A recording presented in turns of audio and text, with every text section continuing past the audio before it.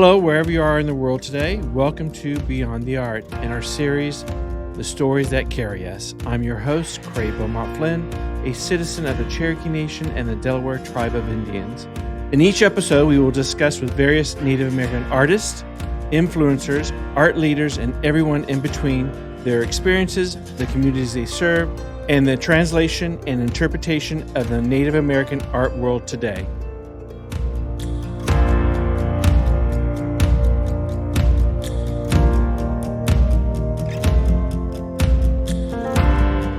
Well, welcome to Beyond the Art. Today we have Loren Aragon, a member of the Acoma Pueblo Tribe of Indians. Welcome to the show, Loren. Thanks, Gray. Thanks for having me on. Absolutely. Well, you're a fashion designer. You do some marvelous work and you're very talented, obviously. So why don't you go ahead and tell us a little bit about your story? Yeah, sure. Well, hopa my traditional salutation in Karis for telling you my given name, which is Evergreen, clan, and my tribal identity, which is Acoma Pueblo. I am from the Acoma Pueblo, which is one of the 19 pueblos of New Mexico, and we're mostly known for our pottery art, which is usually identifiable with its thin walls and fine line designs, which have been a big source of my inspiration for what I do in fashion. I've worked as an engineer for the first 13 years of my career as a professional. I finished my engineering degree at ASU and always had art in my background growing up. My mother was my first teacher growing up, and had my grandfather who was always pushing me toward a more promising career in something technological. So engineering was always the thing that kind of stuck with me. When I came onto the art scene, I think it was back in 2009. It was my first time coming to the Santa Fe Indian Market, and always heard about it, always heard it was a big thing that went on in the fall, and had my first taste of it, and then just was so astounded and amazed at how our native people, our native artists were introducing a lot of technological advances in their work and tying it in with traditional art. So that's really where my inspiration came from to start doing art full time. And I did art on the side, working as an engineer for a couple of years, and then finally took it on as in becoming an illustrator. I always did a lot of illustration when I was younger, and the pencil was always my weapon of choice for creating art. So I took to that. I was introduced to the markets with the help of friends and a cousin who was already part of the market. So I was grateful to have my first taste of the market back in 2010, I believe. But I started excelling more and more in art as I was continuing to do engineering on the side, and I did a lot of illustration at first, and eventually got into some jewelry making. I have an uncle who is a metalsmith, and he taught me a lot with just working with silver and turquoise, and learned from him. Even at a younger age, I remember just watching him hours on end, just creating his jewelry pieces. So inherited that that skill through him, and then some sculpture work and carpentry by my grandfather, who did a lot of carving, wood carving when he was younger, and just a lot of different projects along the way that I really wanted my hand in just about anything art. So I never saw myself though get into fashion for quite a while. It was always a thing that my mother and my aunt did. They did a lot of garment making, doing a lot of our traditional dresses and our native shirts for tribal ceremonies, dances, that sort of thing. And I always thought at the time it was a girly thing to do. So never really got into it. Never really had the attention for it. So it was at a point where my art was starting to get recognized in the drawings that I was doing, and a lot of people were asking me, that'd be kind of cool to see on a T-shirt. So, oh, you think you could put that design on a shirt for me? And at the time, a friend of mine was getting into a printing business, so we hooked up, and that's kind of where the fashion took off. People saw my designs on T-shirts or something wearable, and I wanted to see more. I really wanted to see more of my Pueblo culture being represented in fashion. Um, I had always seen my mother and my aunt purchase fabrics from different stores, just that didn't have a real meaning to them. They're just a hodgepodge of different cultures all kind of embedded into this one print. And then I really wanted something that was more authentic, something that really said that this was Acoma Pueblo design work, and did my research and did all that. And finally, come 2012, as part of a fellowship, was able to produce my first fabrics to use in whatever I wanted to make. And I started, of course, with the basics, working with my mom and aunt to create some traditional dresses. And I think from there is where it really kind of blew up with the fashion part of what I do now. I quickly saw that I hated using commercial patterns to create designs. Right. Designs. So from an engineer to illustrator to jewelry maker to fashion, are you taking a lot of the indicative elements from the Acoma Pueblo tribe and then printing it into your fashion? Yeah, absolutely. A huge part of the foundation for the fashion part of it came from our whole. I kind of I kind of took a backseat to look back at my Pueblo too, and look back at our culture, and uh, what really prompted me and pushed me toward doing what I do with the fashion was our whole matrilineal or matriarchal culture.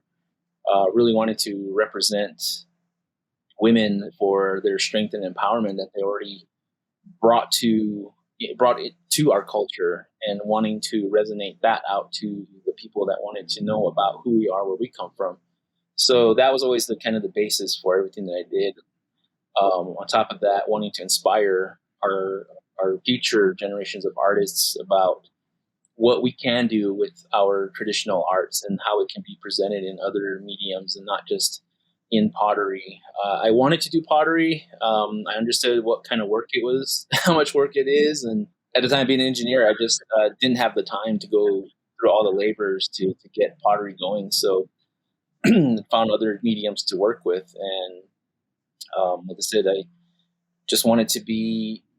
What also stuck with me, I guess, is my grandfather always pushed our family to hold on to traditions, and I saw our garment making as being a family tradition, and I really wanted that to continue on in becoming something greater than what we had before. So definitely wanted to push the creativity there, and women's fashion is what I had gone into with my first garments. And in that time that I was transitioning between engineering and art, we created I co-founded a company, Aconav, which is Acoma Navajo, myself being Acoma, my partner at the time being Navajo, and we collaborated on doing greeting cards, and we did that for a while. But then after a couple years, it really progressed more and more into the fashion, and that name pretty much stuck to become the fashion brand Aconav that you see now, which is a cultural designs embodied in timeless elegance, and the idea to evoke empowerment. And the designs that were all created from there really, again, resonated the pottery art culture that we were known for, but also had a story behind it to tell about our women empowerment and how much respect is paid there. So with that just came a bunch of other ideas, and the recognition. I was part of the Phoenix Fashion Week community for a couple years and went through their boot camp, which is really an educational program of 4 years crushed into 3 short months in the summer to really launch yeah, really launch a brand and see it come to life. So I was fortunate for that opportunity to do that, and I actually came out on top in 2017 as the 2018 designer of the year, couture designer of the year for the Phoenix Fashion Week. So, given your experience of how you started and kind of transformed yourself into one element to another of creative aspect, what are some of the trials and tribulations that you've had to overcome getting into Native American fashion and incorporating elements that is understood both on various Native American citizens, but also to the non-Native citizen? Right. I quickly learned being part of, well, even before Phoenix Fashion Week, I observed the actual runway and was a little set back and seeing that there was absolutely no Native American representation on a runway that was based in the Southwest. And that just, struck me odd. And that really is what prompted me to really get into fashion and do it right, and wanting to be part of that runway show.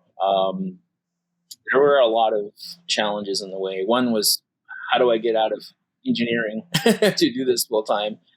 Leaving a promising career was one of the first big steps for me to take. Um, Back in 2016 is when I did it. I actually moved away from engineering to pursue fashion full time, and had the support of family and friends, and was grateful for all that to help me launch my brand Acona. And um, there, I think one of the biggest challenges with fashion was representing it properly. With everything that has always been going on in fashion, as far as non-native designers misrepresenting our cultures, misusing our iconic headdresses and things of that, instead of over sexualizing it, just really putting it in a way that, is not properly representative of Native American culture. So that was one of the biggest challenges, really to step up to that and really show people that we have our own, we have every right to represent ourselves on the very same runways as larger designers. And we needed to take that back to tell our own stories and share our cultures the way we intend to. And just, I was surprised at how uneducated a lot of people were about the Native culture living in the Southwest, which are greatest Native American presence here. It was really a setback for me to, I thought I could just come on the throw out designs and people would be like, oh, wow, like that's Acoma, that's Native American. No, a lot of people really needed an education in knowing what exactly they were looking at. They knew it was tribal, they knew it was cultural to some degree, but the details is what really struck them, and it caught a lot of attention. It continues to catch a lot of attention, and it's so great to see so many other designers from different nations representing their cultures and telling their story the way I hope that we all could be doing. Yeah, it's a continuous learning process, I think, for both aspects on the native side and the non-native side, understanding the various cultures. There's 590, 580 something plus visually recognized tribes in the U.S., and a lot of people just don't understand that. It's like, wow, I thought you were one people. Well, Right. not really, but A lot of people always see just the one thing, right? And they think we're all about feathers and fringe. Whereas, Acoma Pueblo culture, it's a lot different from the Plains culture and other tribes. So that's the other thing, opening the eyes up to the people and audience to realize that we're not all the same.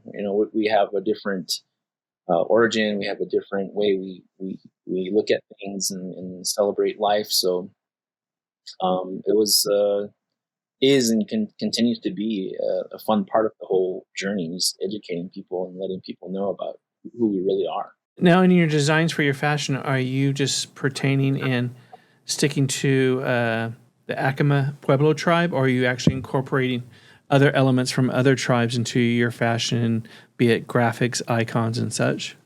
Yeah, I've always wanted to be respectful of how I represent designs. I really don't dabble into anybody else's type of work or designs.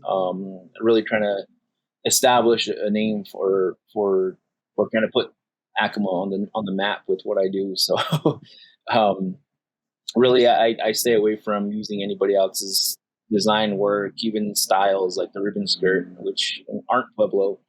Um, and I really want to I think I have so many ideas already in my head that I want to represent in a way that just speaks to couture and kind of gets all that high end kind of work into a piece. So So, for your first fashion catwalk, what were your nerves like?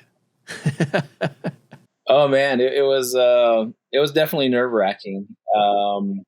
The the first show I did, like the full runway show, was um, in Tucson for what used to be the Museum of in, Indian Art fa- uh, art market down in Tucson, and I started out using models all from home, all from Acoma or in the surrounding area, and um, we used to all travel together and bring a whole representation of us to different places. And that was the first time I remember doing it. And actually, there was one before that, which was in Phoenix, and that was down to the wire, down everything going crazy, working late night, very no sleep, and so it was nerve wracking. It was really kind of I think my biggest fear was just how it was going to be received, presenting this to a native crowd, um, who's already kind of critique. They critique a lot. We critique a lot about our art, and it was just interesting to see the reactions, and so I was definitely nervous. I remember I had to give kind of a speech about what my work was about, and the nerves were all there, and I think all that emotion of um, finally being there, finally being able to showcase a full collection was overwhelming, and it was just something to be really proud of because we put a lot of work into that between my mother, myself, and the team, and all the models that put on a fabulous job. They really brought my designs to life, and I think that's what was the emotional part for me. It was just actually finally seeing my work, represented the way I wanted. So, what is your design process? What motivates you and inspires you when you come up with a collection? I'm 100% locked into the culture. There's so many parts of a story that I've heard, or just lessons in life. Nature is always a big inspiration to everything that we do already in our art. Everything is representative of something in our pottery art. The lines mean rain can mean rain. Just like the design on my shirt, it's I call it revolve. It's our journey around and our growth outward to become who we are. We all start from somewhere, and we go through our trials and tribulations. We learn a lot from just living, and so it's a representation of self. Um, it's it can start with anything. There's a lot of things I'm inspired by, but for the most part, it's back to what really represents our matriarchal culture. What stands out as being who we are as a um, I guess an empowering people.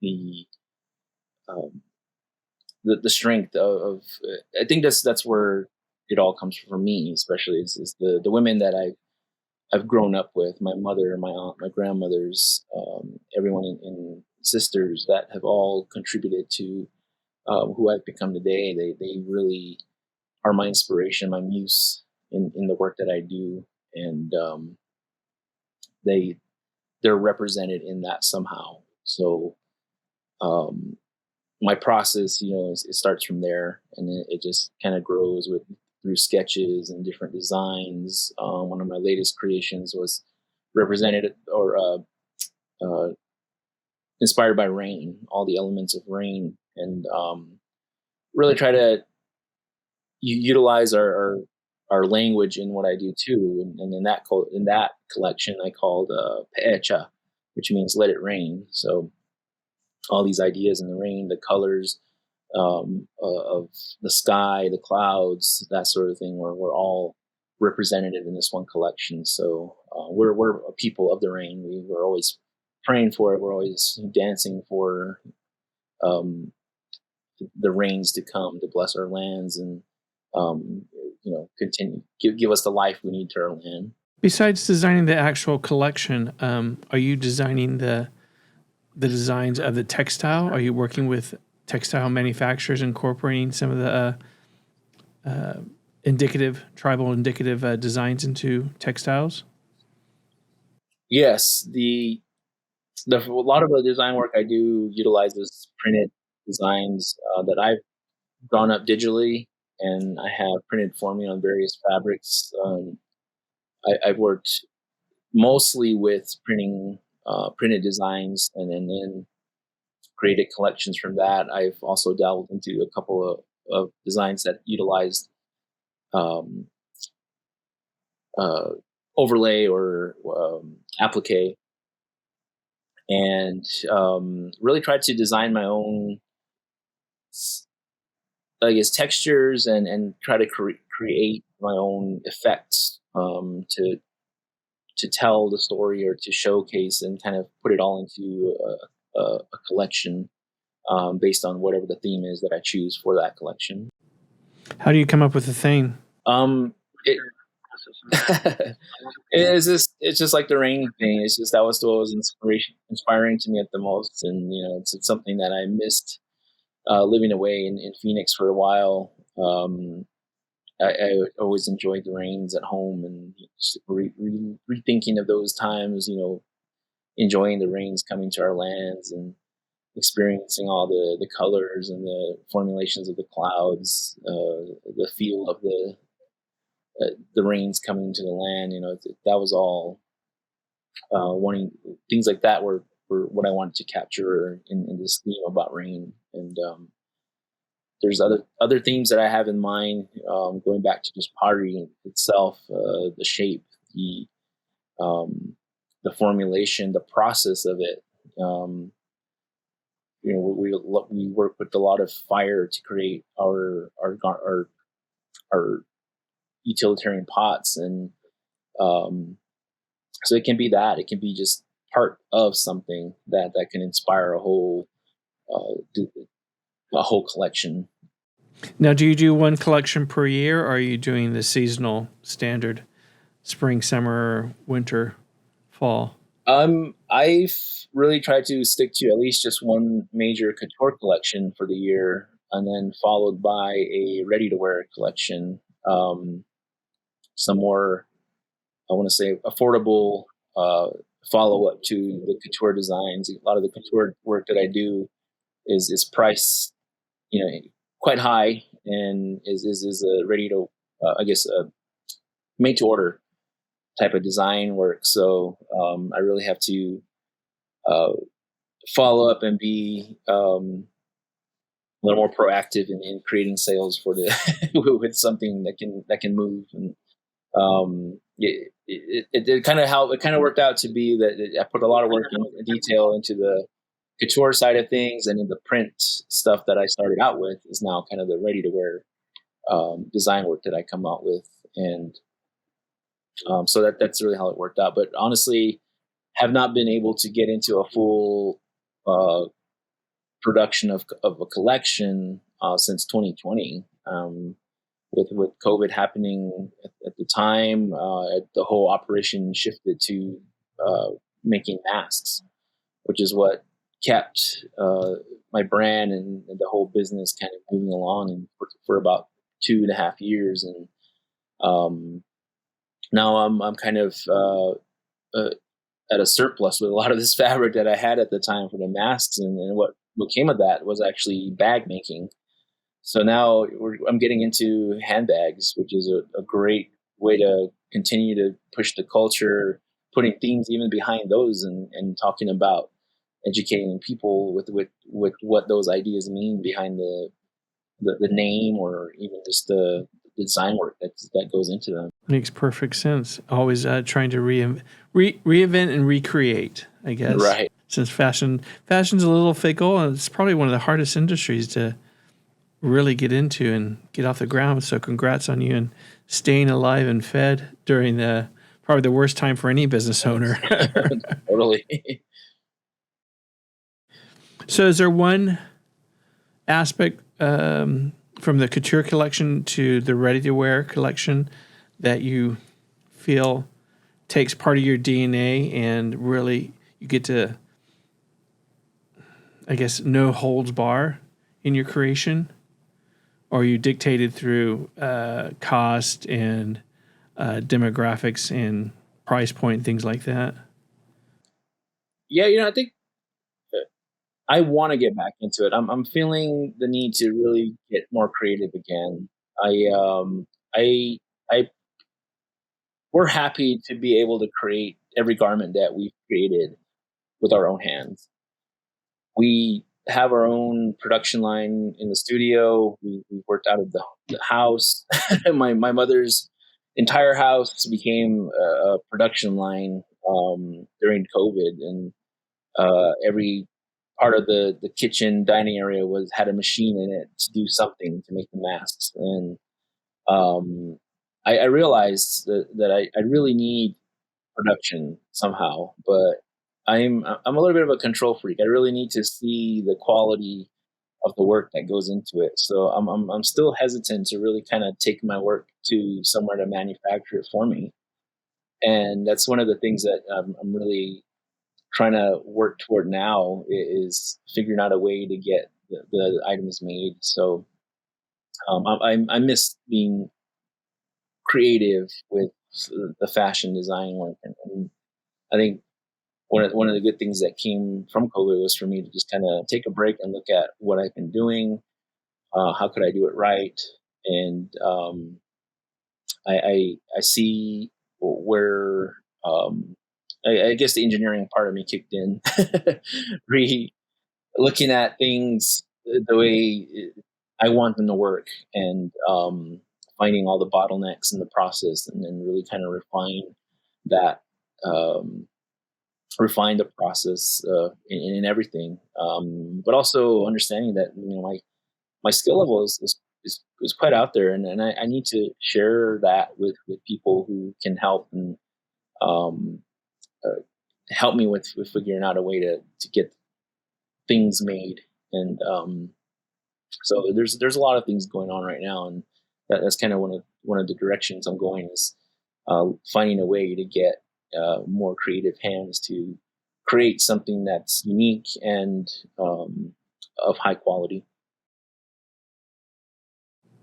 So do you do a lot of commission work, one-offs for clients?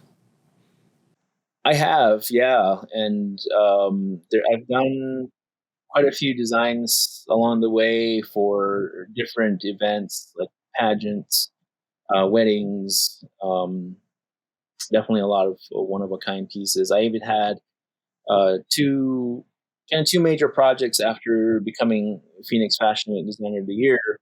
One was with a collaboration with Walt Disney World to create a one of a kind piece in an exhibition for the Epcot Center, American Heritage Center down there.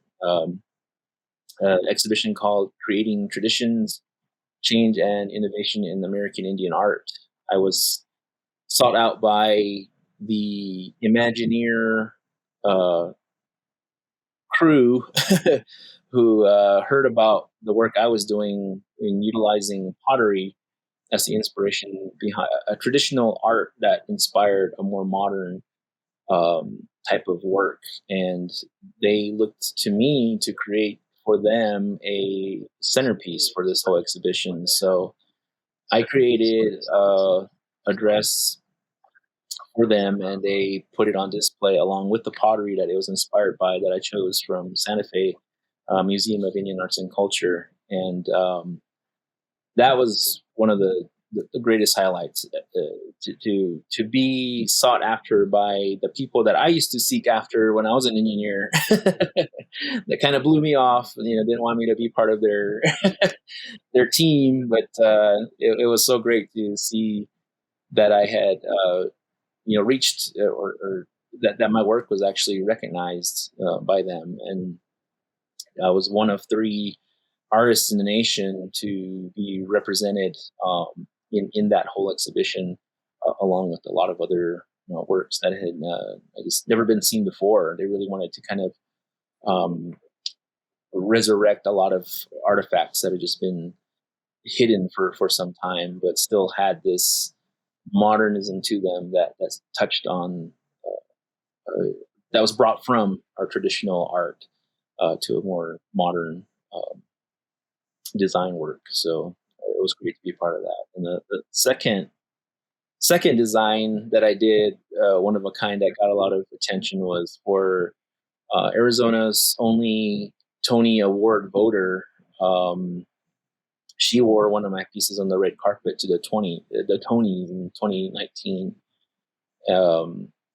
That was another fun one, and just got a lot of attention. Finally seeing some representation on Native American representation on the red carpet, a major red carpet. So really happy for those two major designs, and always happy to create something that's just one of a kind and unique, and to see especially the client, their eyes light up with the creation that I make. That's always the rewarding piece in the end.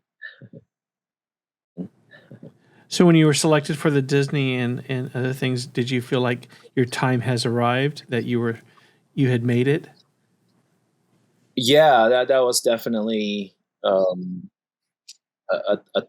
push in the right direction, and it had me wondering if there was ever anyone really looking at what I was doing. And looking back at those times, exactly, like I feel it inspired a lot of other designers to come about and put their best effort into everything they do. And happy to be that source of inspiration for our younger up and coming emerging designers, and hoping that we'll all make it to that point to some degree, where we're represented on a national, international scale. So, do you do your own fashion shows, or are you just part of the circuit of other artistic endeavors and markets? I've been through both. I started out in a lot of the fashion shows and here in the Southwest. Like I said, my biggest one was probably representing on the Phoenix Fashion Week stage. I've done the Santa Fe Indian Market fashion show years ago. But lately, I think it's more about, again, the control, being in control of my own show is and showing it the way I want it to be shown. So I definitely leaning more toward producing my own shows where I can showcase and really kind of get everybody to, get the audience engaged into the actual theme of what's being presented. So that's something I'm definitely working toward more of in the future. You mentioned you had to do mask during the pandemic, and then kind of reincorporating some of the leftover fabric into handbags. Is there any part of the fashion industry or fashion the sector that you want to start creating other things, shoes, jewelry, get back into jewelry to be part of your collection? Yeah. Hats? Yeah, absolutely. The jewelry part has definitely been nipping at my heels. I want to get back into that, but I really want to create more one of a kind designs, which I enjoyed doing in the beginning. And I think a lot of people valued a lot more because it's just that one really, really great creation that you make. And it, it's always rewarding. One of the things I kept hearing, or keep on hearing from a lot of the guys is, I need something to match my lady. Like, I want to look as fabulous as you make her look. And that's something I finally come to grips with, is creating a men's line. So very, very soon here, we're gonna start doing some men's pieces, and I already have. I've started, and it's received a really great response. So I'm happy to see that, and I'll be bringing some of that to this year's Indian market. Oh, wonderful. Well, hey, I can walk the runway if you need anybody. For sure, yeah, we can get you up there. Well, that's great. Like what type of jackets, slacks, overall? I'm a big fan of the button down shirt.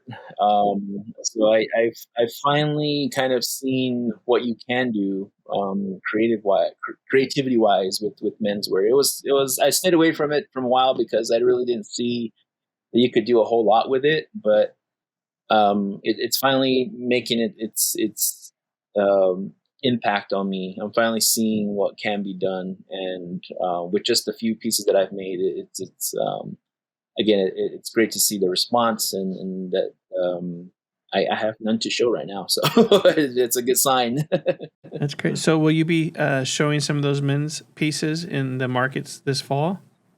Yes, absolutely. There's definitely a push for it, and I'm working to try to get um, stuff on the rack for these upcoming shows. Wonderful. So, where are you represented? Are you represented in any stores, any national chains, or select boutiques? Nothing major in any major shops or anything. I do have some representation in Santa Fe at a couple of the galleries. One of them being the Samsville Gallery. I have items at the Pueblo Culture Center in Albuquerque, the Jemez Walatoa Travel Center in Jemez, Pueblo, the Herd Museum in Phoenix, some representation out at the Autry Museum in LA. The goal for me right now is just really try to get a storefront, and get my designs represented locally.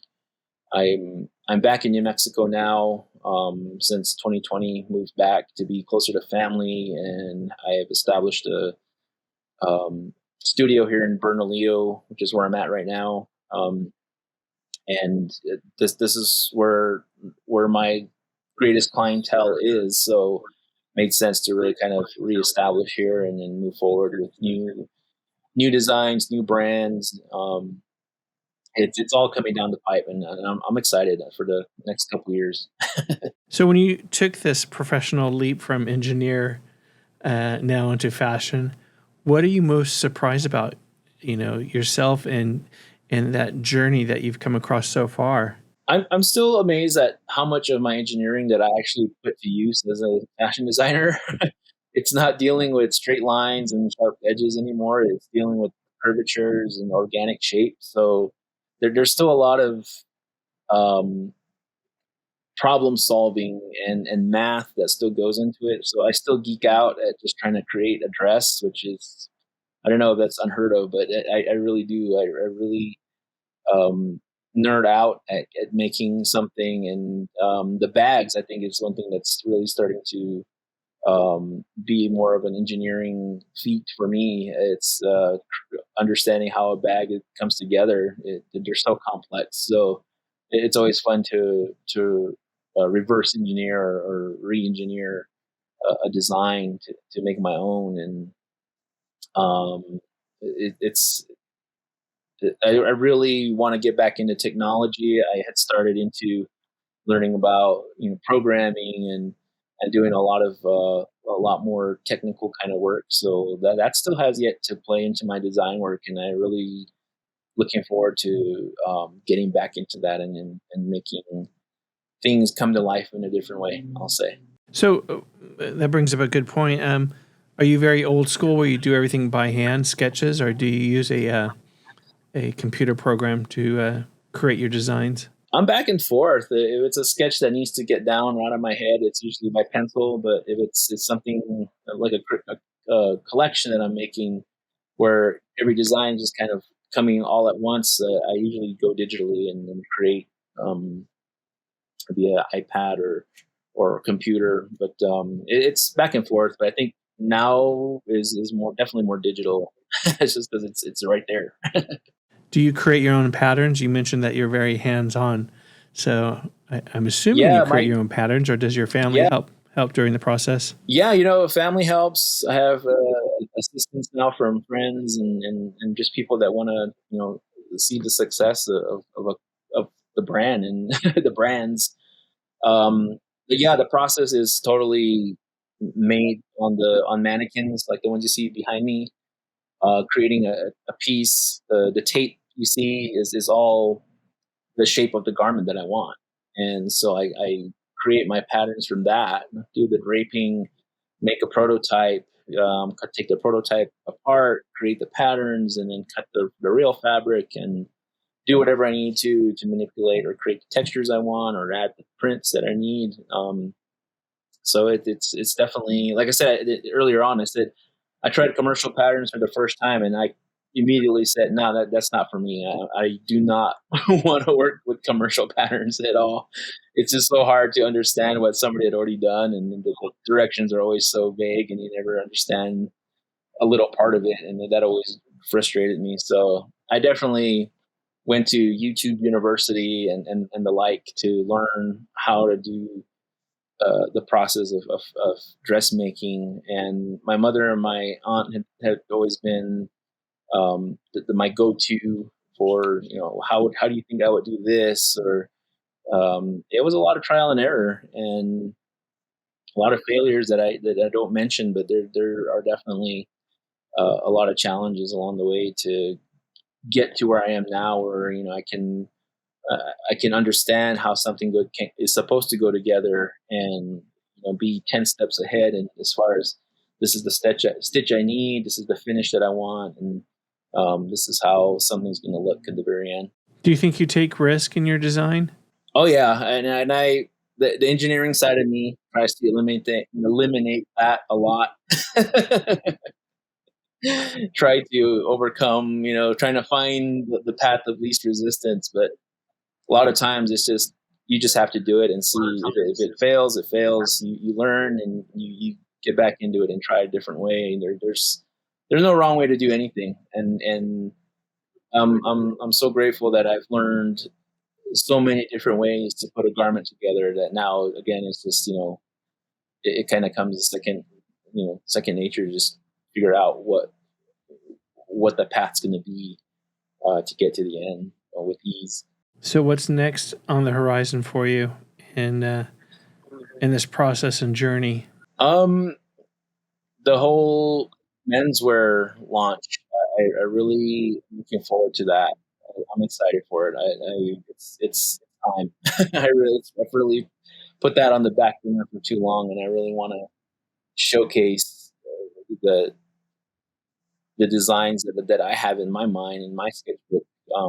And even with just the ones that I've done before, like I said, there was a great response. So there'll be a new brand launch, and there will be a whole collection with menswear. And with that, even starting with the button down shirts, getting into pants, and the whole head to toe look is really what I want to get into. The journey has also allowed me to figure out where I can get to these places, get to these sources for making things like that. While I'm partnering with good friends and other artists to create designs, collaborating, that sort of thing. I'm looking forward to all of that because there's a lot of potential and still a lot of potential in fashion, and I think we're barely scratching the surface with everything that I've seen. Absolutely. I think this last year, with everything that's gone on, it's more of a focus on Native American artists providing all elements, everything from fashion to culinary arts to music. It's the ebb and flow. I think we're on the high, and I think it's going to continue to rise. I'm hopeful. Is there a particular fabric or material that you do not like to work with, and one that you do? Yeah, I really love working with heavy silks. I think it's just the ease of it, the luxurious feel of it. It's I don't know. I started high end. I think the whole idea behind being in these prestigious art markets, they already kind of hold you to a high standard. So when I started, I immediately went to silks. I went to the high end kind of fabrics. So knowing how they drape and work, I love that. I love that what you can create with it. Stretchy fabrics, knits, that's tough. It's definitely tough, and it's something that I wish I had already given to somebody else. But again, the engineering minds here, like, I got to figure this out. I really want to make this work and be able to understand it, and then pass it on to the next people to to let them figure it out, or handle it for me. So what will you be showing next, Loren?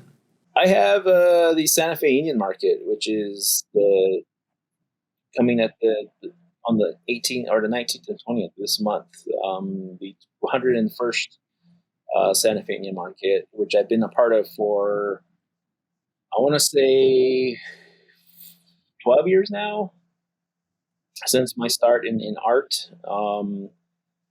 I will also be part of the Native Guitars Tour, which is an event that's in collaboration with Meow Wolf in Santa Fe. I've been part of the Native Guitars Tour for a couple years now. They've added a fashion element to a guitar showcase. It's definitely a lot of different native musical talents that take the stage, and in the process of the performance, there's also a fashion show to the side on the stage, just kind of introducing different designers and their work. And it's been fun because I'm a rocker at heart. I love music, rock music, and so my collections, or the pieces that I usually show for those, are all kind of music inspired, or rock and roll inspired, that sort of thing. So it's definitely a little bit of a break from the couture. Well, the couture is still kind of there, but it's definitely a different way to get creative. Absolutely. Kind of test your creative skills, I guess, interpretation-wise. Well, Loren, it's been a pleasure to have you on your show. Did you want to add anything before we wrap up? No, I just, hope people can follow me on social media. And I'll be, again, introducing a lot of the new brands that are coming to life soon. Acoma is where you'll find me the most for now, but again, you'll see other things coming down the pipeline. So I'll be making announcements soon. But Santa Fe Market, Lynn, LINW 781 will be my booth this year, and I'll be making several trips out to Oklahoma in the fall for several different markets, the Cherokee Art Market being one of them. So hope to catch some of you there.